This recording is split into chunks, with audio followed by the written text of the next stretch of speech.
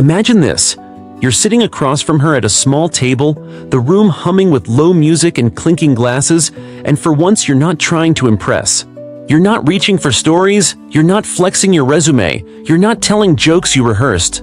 You're just there, calm, grounded, eyes steady, genuinely listening. She starts talking about a fight with her sister. The average guy interrupts with fixes, advice, or a bigger story to top it. You don't. You reflect the last feeling you heard. So when she dismissed you like that, it felt like you weren't important. You watch her exhale, shoulders drop.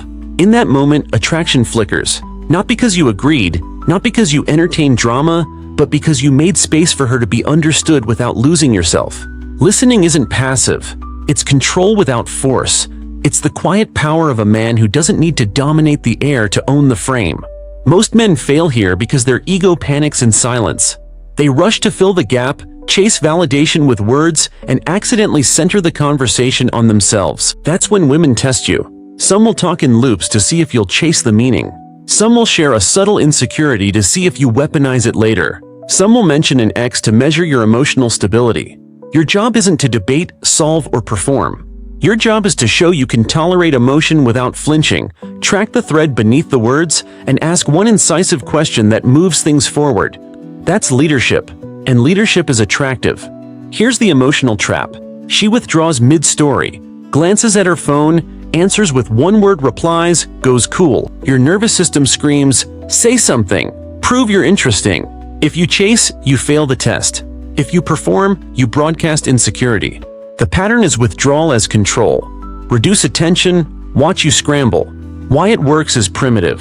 Your brain associates attention with safety. Remove it and you seek it.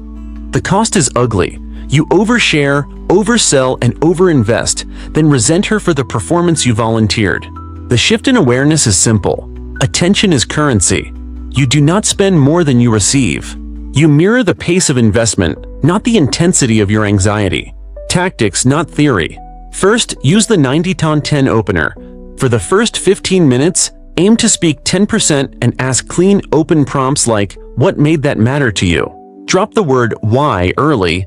It can feel accusatory, and use what and how instead. Second, run echo label lead. Echo the last meaningful phrase she used, not important. Label the emotion you see, sounds like you felt sidelined. Then lead with a standard or direction.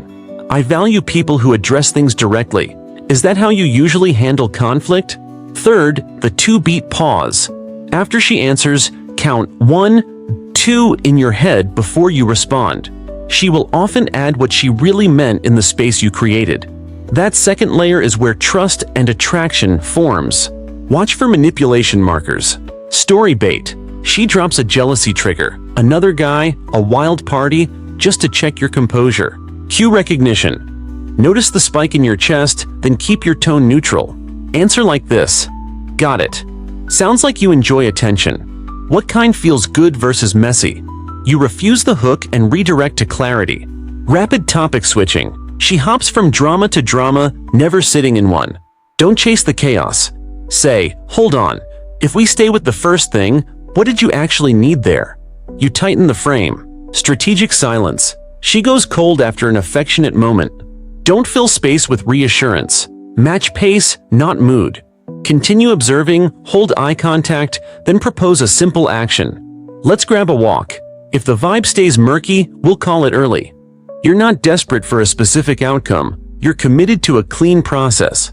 If she uses withdrawal as control over text, resist the urge to double message. Set a response cadence that matches her investment.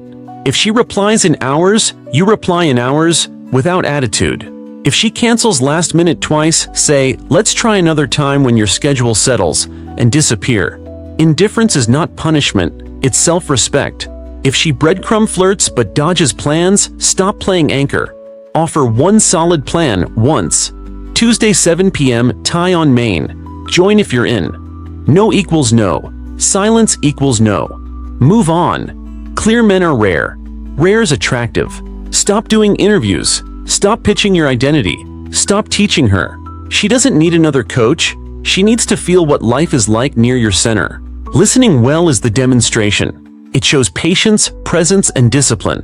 Signals women read as power. And if you catch yourself over-investing, paragraph texting, over-explaining, chasing misreads, use the reset. Close your phone, breathe for 60 seconds, and ask yourself, what am I trying to control with words that I could prove with boundaries? Then act. Tighten your schedule, keep your gym time. End the date at 90 minutes even if it's going well. Leave her with oxygen to miss you. One more field test. During a heated moment, lower your voice and slow your rate by 20%. Say, I want to understand you. Tell me the part I'm missing. Then shut up. If she throws you a genuine piece of truth, you've earned it. If she escalates or punishes your composure, you've learned what you needed faster, and you can leave without confusion. Listening is how you find the truth early. Before your hope writes checks your reality can't cash. That's not soft, that's strategic. Have you ever watched yourself start performing the second she went quiet? What did you say that you regretted later? Which of these withdrawal patterns have you seen most? Story bait, topic chaos, or strategic silence?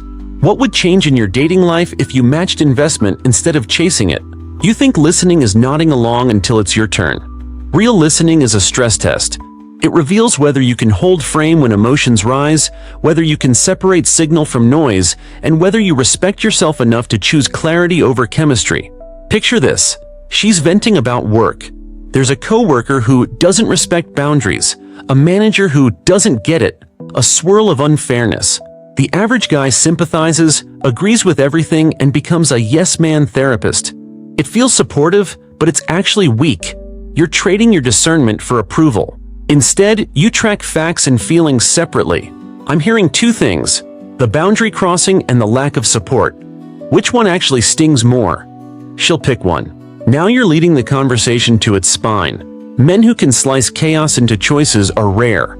That decisiveness, done calmly, reads as safety, which reads as attraction. There's a difference between curiosity and interrogation. Interrogation is needy.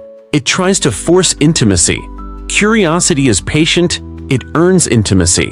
When she's telling a story, listen for the hinge, the moment where her emotion spikes or her voice drops. That's your doorway. Hold on. When you said you felt invisible, what did that mean in your body right then? She'll either open or deflect. If she opens, you downshift with presence. If she deflects, you clock it. You don't force depth, you notice avoidance. Noticing is power. It keeps you from pouring energy into someone who only wants attention, not connection. Here's how to confront subtle manipulation without drama. Use the gentle mirror. If she throws a jealousy test, I get hit on a lot, it's crazy. Don't scold or pedestalize. Respond evenly. You like the attention. I prefer focused energy. If we're building something, I want your flirt to be rare. Then stop. If she aligns, great. If she argues for chaos, you've learned the truth cheap. If she goes cold after you set that standard, match the cool without punishment. Your silence isn't revenge, it's clarity. Standards without enforcement are wishes.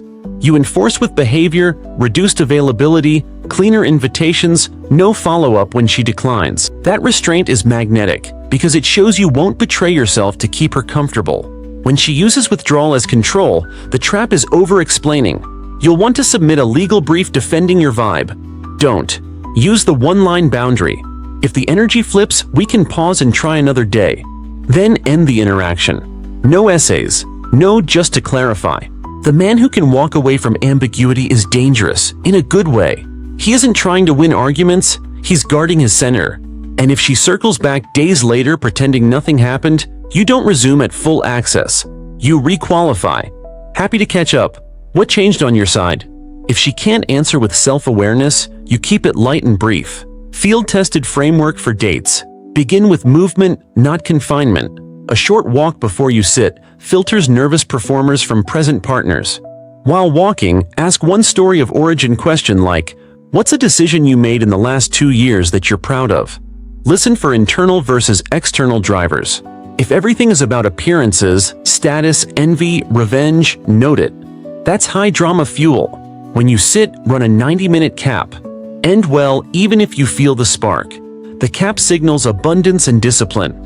It also prevents the post-date spiral where you text paragraphs because you stayed too long and created faux intimacy you can't sustain. Your phone is the biggest saboteur of listening. Texting invites misreads and escalation. Here's a clean cadence. You offer a plan once. Time, place, vibe. If she counters with vague sometime, you reply, totally. When you've got a window, propose a day. Then archive the thread in your mind. If she resurfaces with last-minute availability and expects you to jump, you respond, tonight's tight, shoot me options 48 hours out. You can be warm and firm at the same time. Scarcity you didn't fake is irresistible. Overinvestment detox starts with measuring return. For the next 3 interactions, track inputs. Who initiates, who proposes plans, who follows up. If you're doing 2 of 3 every time, pull back to 1 of 3. If she doesn't fill the space, that's your data. Listening to behavior is more honest than listening to promises. And if your chest still tightens in the quiet, ground yourself physically. Cold water, 5 deep breaths, a heavy lift. Move the panic out of your body before you move your fingers over the keyboard. Calm is a technical skill, not a personality trait. When emotions spike, slow everything down by 20%. Your speech, your gestures, your breathing. Say, I'm not here to win, I'm here to understand. Tell me the part I'm missing. If she doubles down on blame, you ask the calibrator, what would taking responsibility look like on your side? If she can't answer, you've reached the end of productive listening. End the scene clean. We're talking in circles. Let's pause and pick it up when we both have capacity. Your willingness to stop is the masculine container in action. It protects both people from saying things that rot respect. Listening well doesn't mean absorbing everything. It means sorting, naming, and deciding. It means rewarding honesty with attention and starving theatrics with neutrality. It means you stop trying to be impressive and start being immovable. Women don't fall for the loudest man in the room. They fall for the man who hears what's underneath and refuses to abandon himself when it gets loud. When was the last time you agreed with her just to keep the peace? How did that decision age? Which line would be hardest for you to say without flinching? I prefer focused energy. Let's pause and try another day. Or propose a day 48 hours out. What would change if you ended your next great date at 90 minutes instead of stretching it to prove something? You want next-level listening? Start by refusing to be hypnotized by words alone. People leak truth and structure, not just content. Notice timing, escalation, and circularity. The emotional trap is the loop. She brings the same complaint 3 times with different costumes.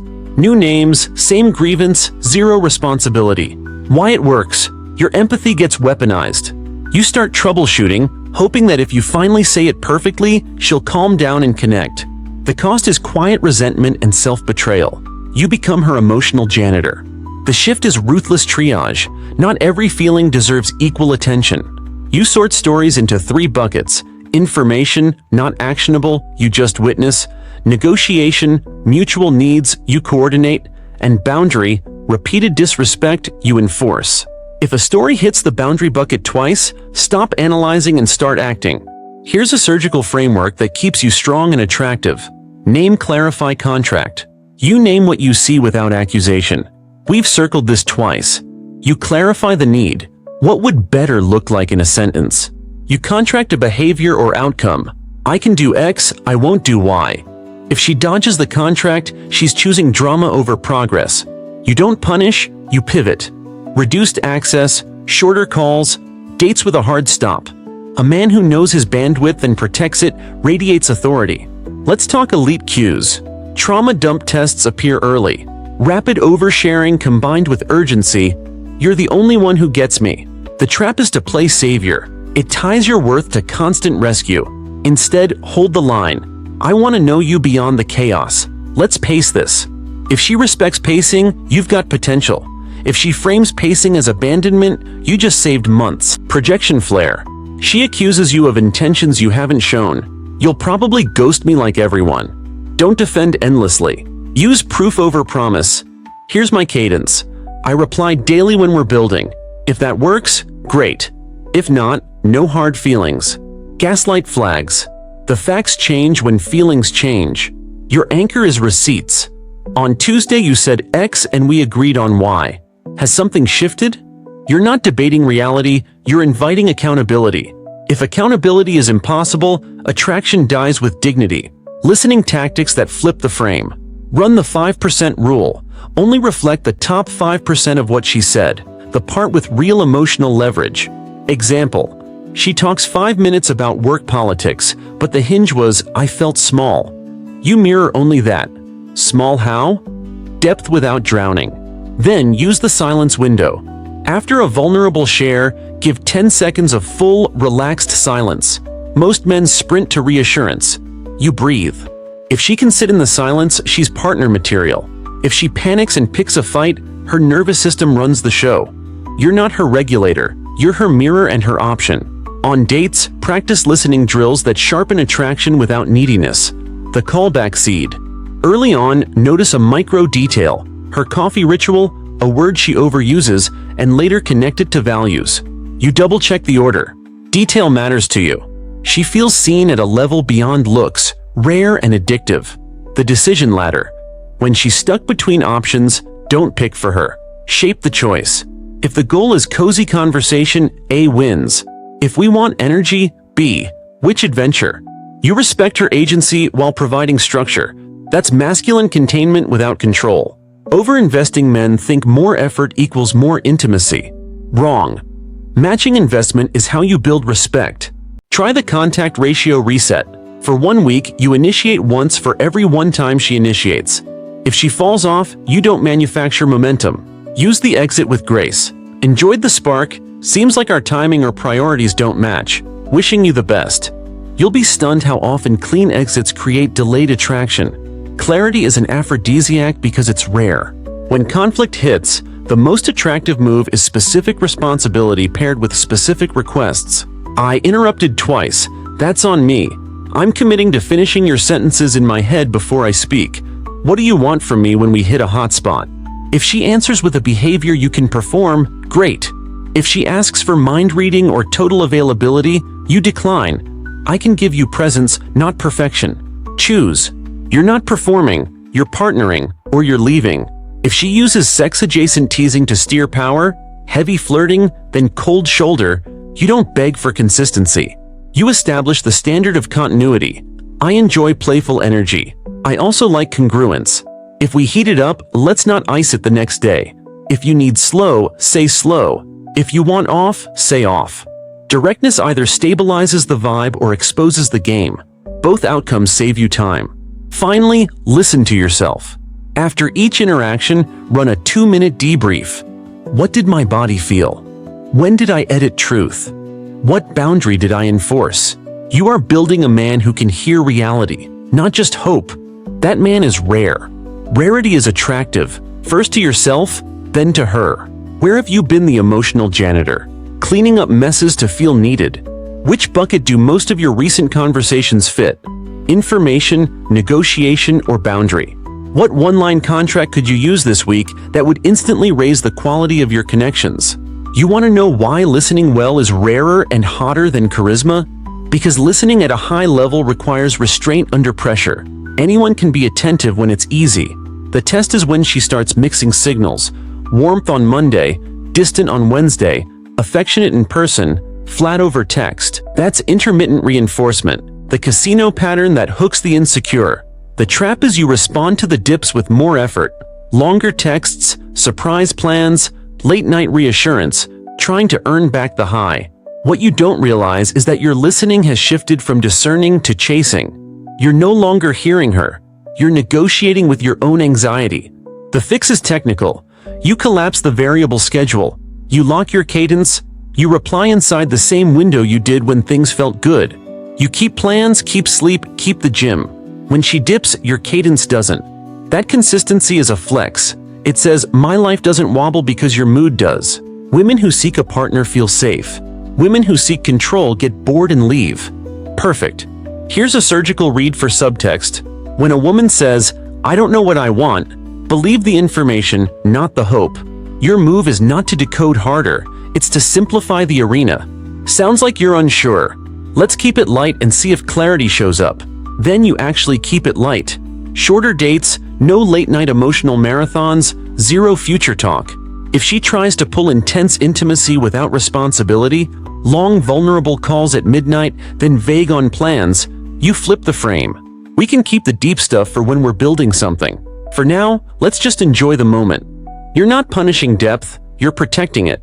Depth without structure breeds ambiguity, and ambiguity breeds manipulation. Stonewalling is another silent test. She goes blank during conflict, says it's fine, when it's not, withdraws touch. Most men scramble to crack the ice with self-blame or gifts. Don't. You mark the moment and move the container. We're stuck. I'm stepping out for a bit. We'll revisit at 7 tomorrow with fresh heads. Then you do it. When you return, you lead with the micro-confession. I raised my voice, on me. Going forward, I'll pause before responding.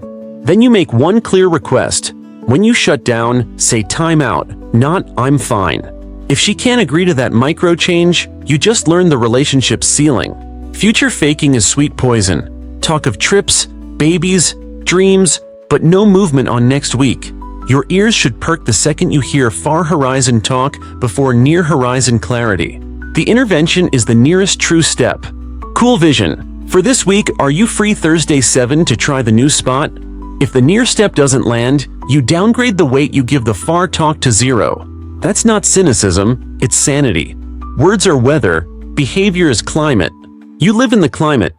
Group settings expose listening gaps most men never train for. She teases you in front of friends or lightly contradicts your story, watching how you handle public friction. The needy man gets reactive. The passive man laughs it off to avoid waves. You do neither. You use the pin and pivot. With a smile. Noted. We'll circle back. Then you continue the conversation with the group. Later, privately, you're direct. When you undercut me in front of people, it dents trust. If you disagree, flag it and save it for me. If she respects that, attraction deepens.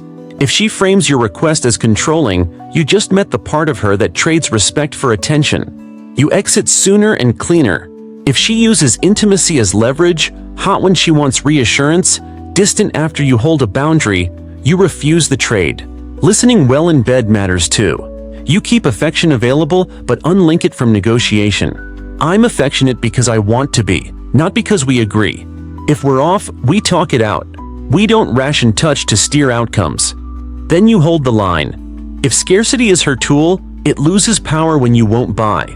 Paradoxically, desire grows when it's not a currency. Run the first 30 protocol for new dynamics. For a month, you track 3 signals: initiative balance, repair speed, and congruence. Initiative balance means who reaches, who plans, who follows up. Aim for reciprocity. Repair speed is how fast both of you return to baseline after friction. Under 12 hours is healthy. Days of sulk is a red flag. Congruence is words matching actions. I'm low drama should look like low drama behavior. When any signal lags twice, you name it once. I'm noticing slower replies and vague plans. What's real? If the answer is mush, you lighten the connection without blame.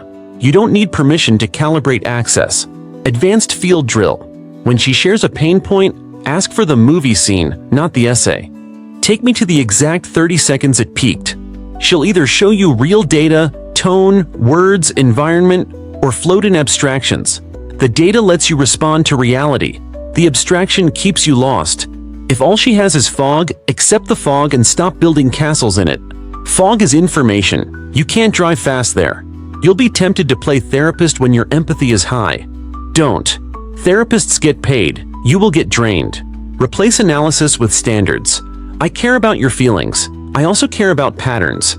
If this keeps repeating, we'll need to change how we relate or part ways. Then live it. The man whose boundaries have consequences is a lighthouse. Boats either steer toward him with respect or crash themselves somewhere else. What's the one variable pattern? Warm, cold, deep, shallow, future talk, no plans, that pulls you into over-effort the fastest. When someone goes blank on you, what's your go-to move and how has it served you? If you ran the first 30 protocol on your last situation, which of the 3 signals would have saved you months? You think listening is about absorbing her world? High-level listening is also about auditing yours. If you don't know what you value, you will confuse attention for alignment. Start with this brutal lens. Does being around her make you more disciplined or more distracted? After a date, do you sleep better or spiral longer? Listening to your body is listening. If your workouts slip, your diet loosens, your calendar gets messy, that's your nervous system telling you the connection is expensive. Attraction without sustainability is a trap. The fix isn't to cut feelings, it's to cut ambiguity. You tell the truth sooner. I like this. I also like my structure. If we're going to keep this going, I need clarity on pace and plans. Men fear that line because they think standards kill chemistry. Weak standards kill chemistry. Strong standards filter it into something real. Digital life is where listening collapses for most men. Stories, likes, crumbs of attention, manufactured intimacy. If she's constantly broadcasting longing to the world but goes quiet with you, hear that. The public consumes what the private lacks. Don't join the audience. Invite her off stage. Let's trade stories in real life. Thursday 7. If she keeps performing online and dodging offline, you stop indulging the performance. No shade, no lecture, just withdrawal from the theater. Your attention is premium seating. Charge for it by demanding presence. And when you're with her, keep your own phone down. Your eye contact is oxygen. If you can't give it, you can't expect it. Family and friends will test your frame too. Maybe her friend jokes that you're controlling because you set a plan and expect follow-through. Maybe her brother tries to alpha you with subtle dismissals. Listening well means catching the power play without becoming defensive. Smile, nod, log the data, then raise your standard in private. I protect our time. If someone labels that as control, that's their projection. I'm open to being flexible. I'm not open to being sloppy. If she defends you, green flag. If she throws you under the bus to keep the peace, red flag. That single moment will tell you what the next year will feel like. Believe it. There's a point where listening becomes leadership. She's spiraling before a big presentation, pacing and catastrophizing. You don't fight the storm, you container it. We have 20 minutes. Give me the 3 beats you must land. You time her reps. 3 run-throughs, each shorter. You remove filler words. You anchor her breath between takes. That's masculine presence in action, practical and calm. She'll feel it in her body, not just hear it. Attraction grows when your steadiness transfers to her system. But here's the line. You can coach in a moment. You cannot be her permanent coach. If every date becomes a workshop, you're building a dependency that kills desire. Help once, then let reality teach.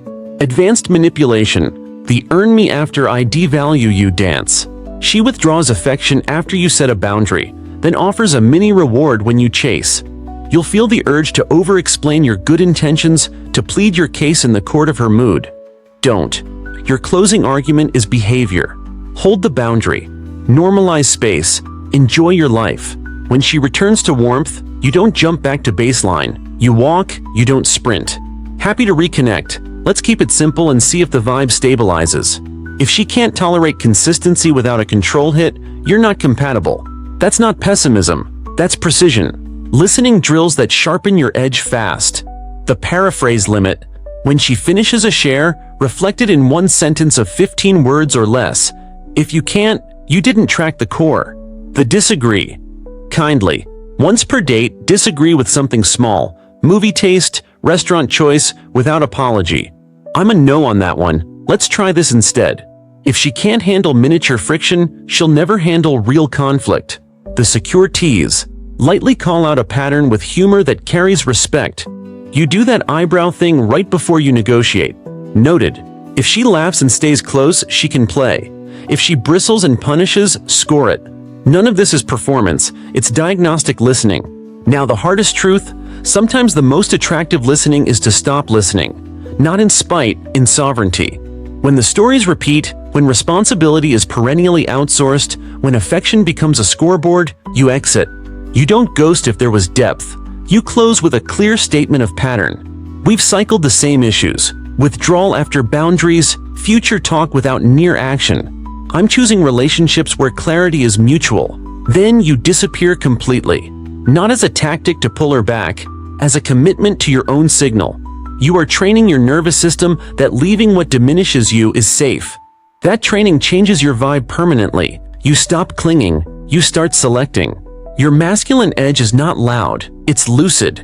You hear what people say, you watch what they do, and you align your access accordingly. You don't punish, you don't preach, you don't chase, you calibrate, you lead. And because you can leave, your presence is priceless. Women feel that in your pauses, in your pace, in your yes and your no. Listening well isn't a trick to get her. It's a discipline that keeps you. When have you ignored your body's data, sleep, focus, stress, because the chemistry felt rare? Which digital pattern has siphoned the most presence from you? Public performance, delayed replies, or breadcrumb stories? What single sentence could you use this week to protect your structure without drama? You want the final cut, the part most men never reach. Listening as detachment, not apathy, not distance, detachment as clean power. The kind that lets you stay open without being owned. Here's the truth you've been circling. Your ears are your gatekeepers, and your gates are how you govern a kingdom. A man who listens well can't be love-bombed into blindness or starved into pursuit. He notices patterns, sets pace, and chooses, not reacts. And once you choose, your life reorganizes around what you value, not around whoever is loudest. That's when attraction stops being a game and starts being gravity. Imagine this night. You're on a rooftop, city warm around you, she's telling a story about an ex who never got her. Old you would compete with the ghost, sell yourself, promise you'd never make the same mistakes. The refined you does something different. You slow your breath, map the pattern, and test reality. If feeling understood matters, here's how I operate. Short loops, clear plans, quick repair. If that fits you, we're good. If you want chaos, you'll be bored here. You're not auditioning. You're declaring how your world works. She feels it. The grounded air, the settled nervous system, the refusal to trade standards for a spark. The frame locks. This is the paradox. The less you try to be chosen, the more distinctly you stand out. Not because you're distant, but because you're clear. Listening at this level is a stack of micro-choices. When she escalates with speed, you lower the tempo. When she fogs the facts, you ask for the movie scene. When she future fakes, you bring it to the nearest true step. When she withdraws, you match cadence and let space work. When you mess up, you own exactly what you did and request one observable change. When her circle tries to poke holes in your frame, you smile and reinforce standards in private. When your own body shows stress, you treat it like God-level data. That's a life, not a trick.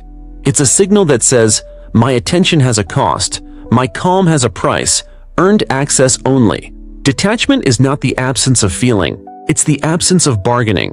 You stop trading your boundaries for chemistry, your sleep for reassurance, your purpose for proximity. You don't make speeches about respect. You design your days so only the respectful can survive them. You wake early, you lift heavy, you do deep work, you keep promises to yourself. You end dates at 90 minutes even when it's fire.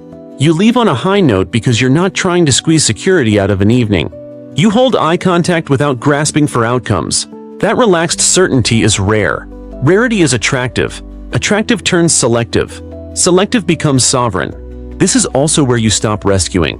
A woman can be beautiful, brilliant, and lost in her storms. You can honor her, enjoy her, and still reject the job of being her lighthouse. You can say, I'm in for connection, not codependency. I'll meet you halfway. I won't drag you there. She might call it cold. It isn't.